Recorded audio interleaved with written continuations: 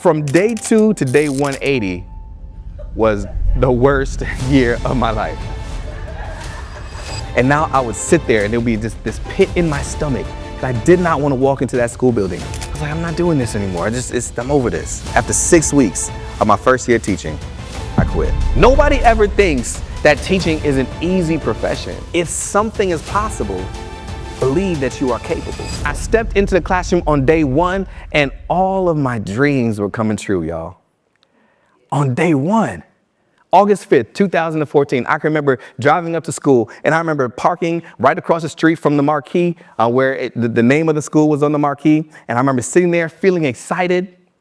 And I stepped into the classroom and I saw all my students. I had 31 students in the classroom and they were sitting, arms folded on the desk. They were just staring up at me while I read my 12-page syllabus. There was nobody saying any noise. Like, it was an amazing day.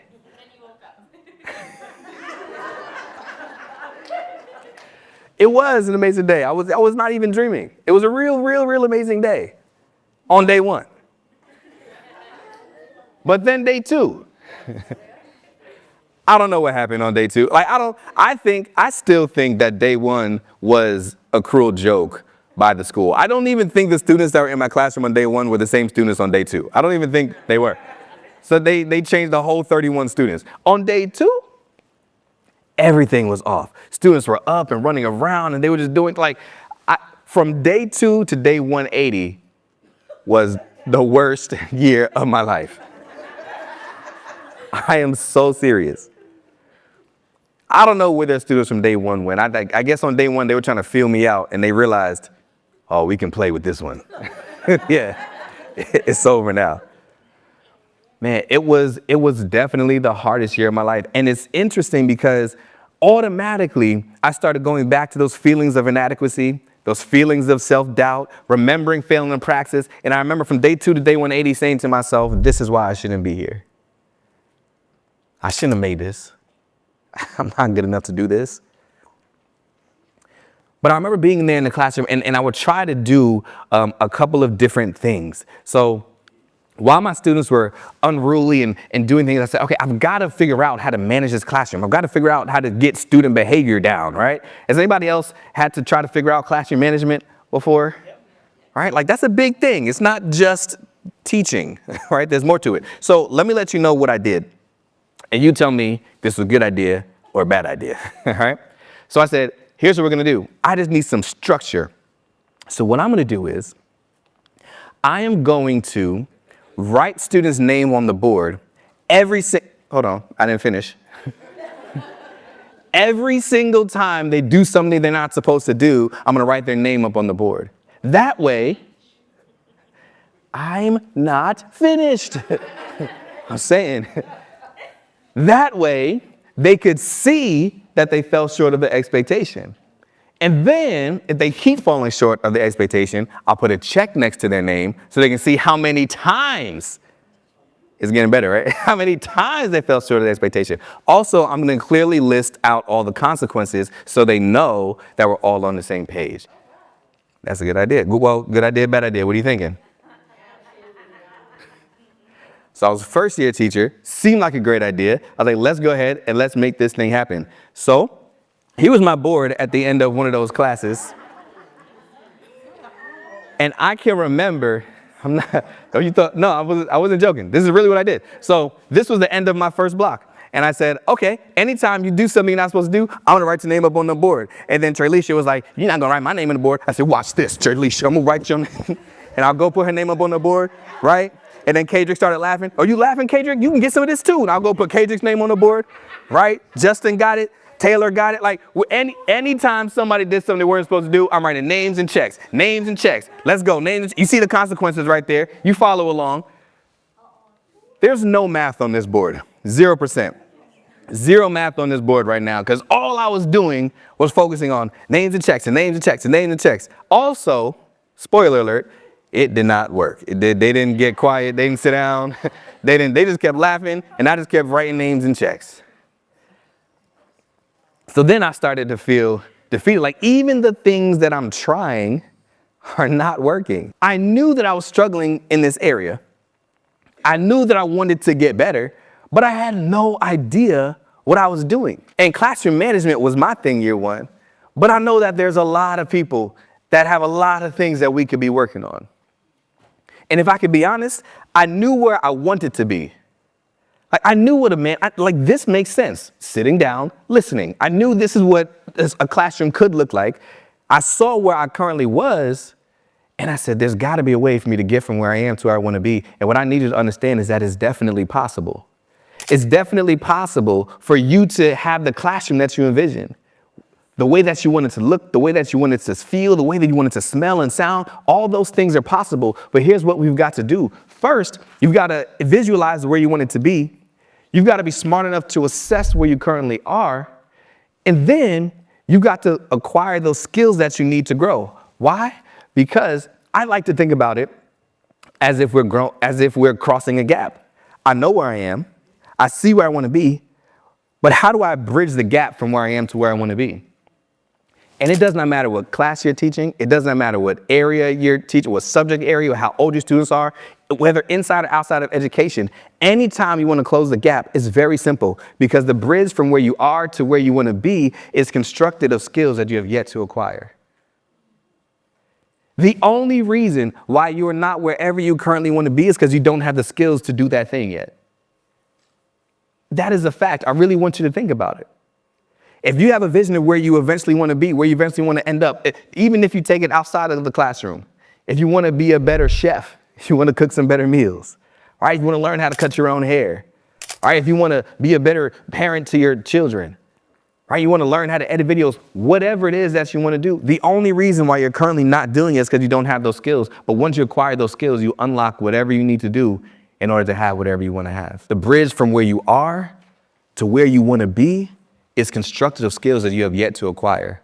But once you acquire those skills, you can build that bridge, you can walk across it.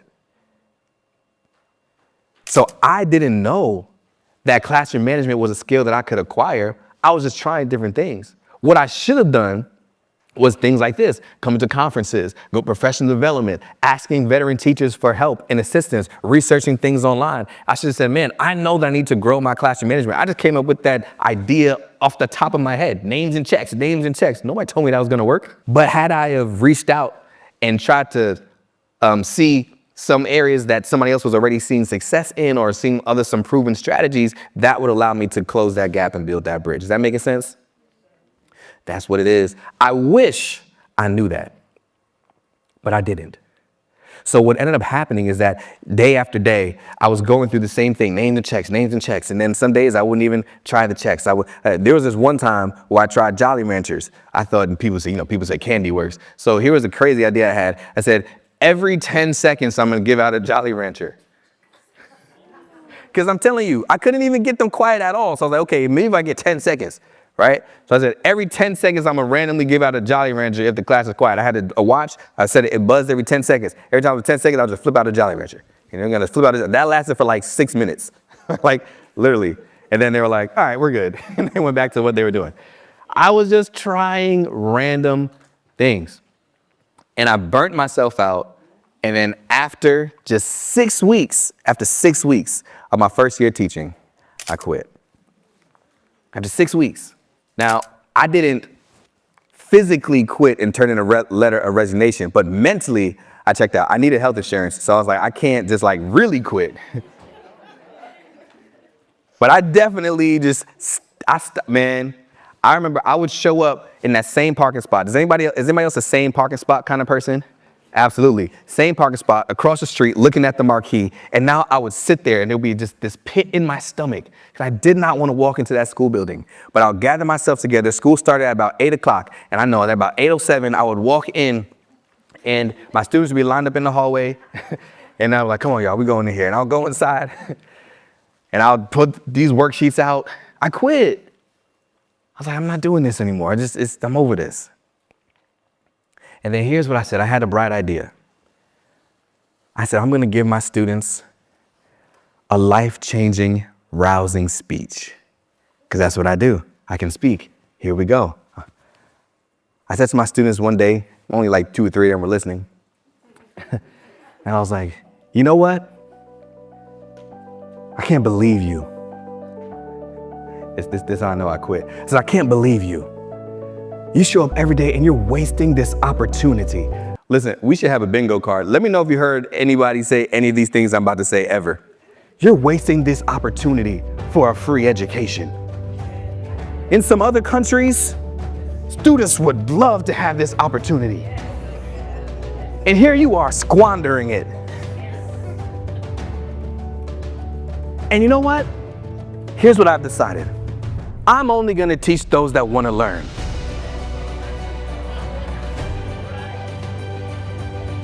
This is you and your future. If you're concerned about your future, you'll pay attention. I already know this stuff.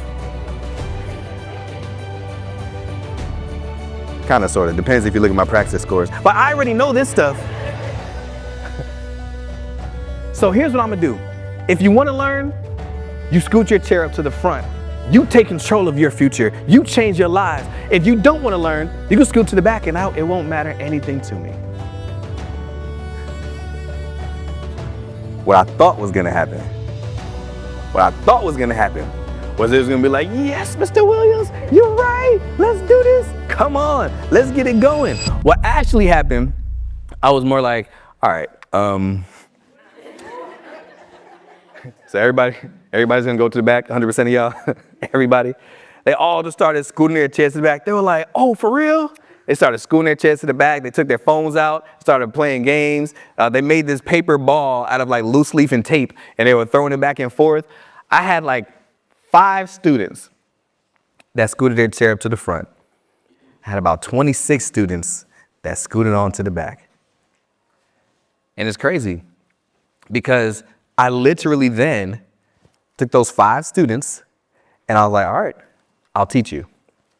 So I just had my small group of 5 students and I didn't care about what anybody else was doing in the back of the classroom. I let them do their own thing. And those 5, I can remember, I felt so bad for them because I had students in there. I can remember this one student specifically, Kaya. She would come and she just scoot her chair up to the front and she would take her notebook out and she'd be ready to take notes. There wasn't a whole lot of notes to take, just names and checks on the board, but she would just come and she would just be so ready. And I felt bad because it was really hard for them to learn. But it's crazy because what I realized in that moment is that I'm not the only person that has ever gotten to that point and quit. Maybe you kept showing up, all right? Maybe you were physically there, but mentally we were gone. And it's interesting. Let me ask you this. Whether you started teaching yet or not, how many people believe that teaching is an easy profession? I'm looking around. Oh yeah, there's never anybody. Nobody ever thinks that teaching is an easy profession. But one of the reasons why we end up quitting, whether mentally or whether physically, when we actually quit, is because we say, this is hard. We knew it was going to be hard. Nobody tricked us into thinking it was going to be easy. But sometimes we don't really want to deal with how hard it actually is. What I realized is that teachers don't actually quit as a result of misinformation. They quit as a result of misevaluation. They weren't misinformed that this was going to be easy. They just misevaluated how tough it was going to be. But more importantly, you misevaluate how tough you can be. We misevaluate that even when things get tough, that we can be tougher. We misevaluate the fact that this is going to be hard, but that you can do hard things.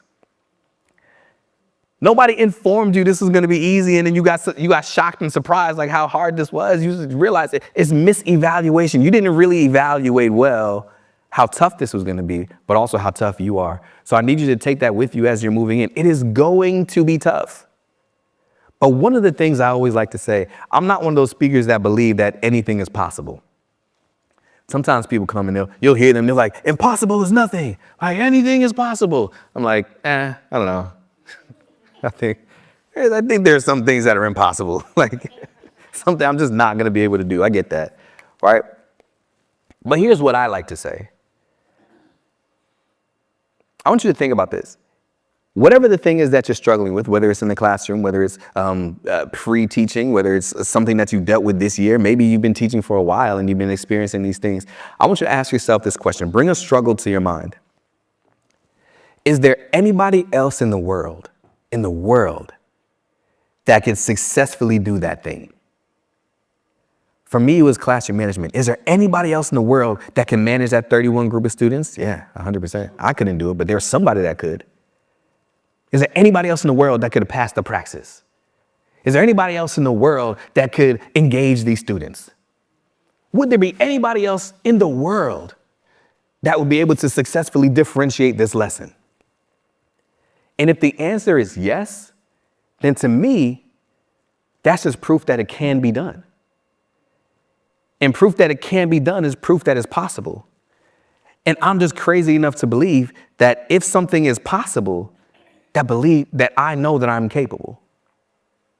If something is possible, believe that you are capable. If somebody else in the world can do it, that's just proof that it can be done. And proof that it can be done is proof that it's possible. And I believe that if it's possible, I'm capable. I need you to say that with me. If it is just say capable. If it is possible, believe that you are capable. That's it. I'm not asking you to do the impossible. I'm just asking you to do what's possible. Just do what's possible. If it is possible, you are. Come on now. So there's this affirmation that I love to share with teachers. And you can see it on the screen already. We're actually going to say it here together. And as you're looking through it, somebody is going to say, I've seen this before. Winnie the Pooh said that. And I'm going to say, you're wrong. You're wrong. Winnie the Pooh did not say that. OK? Christopher Robin said it. But I added the bottom part. And we're going to say this thing together. I just need you to believe and to say it like you feel it. Say, I'm smarter than I think. I'm braver than I seem. I'm stronger than I feel. And I can do hard things. Nobody misevaluated that teaching was going to be easy. Well, nobody was misinformed that teaching was going to be easy. We just misevaluated how hard it's going to be. But you can do hard things. I help new teachers become the teachers they've always wanted to be and make the impact our students deserve. Because I've been there. I know what it's like to struggle, to feel like I'm not enough, but I also know what's on the other side. Excitement, fulfillment, and the ability to change lives. Every great teacher was once a new teacher, and new teachers are often excited and eager and anxious, but a lot of times new teachers lack the foundational skills of effective instruction. Every teacher that I work with, I carry them through this journey, helping them master the principles of effective instruction so that they know how capable they are. I can't wait to see these teachers enact their 1% amazing and make the difference that only they can.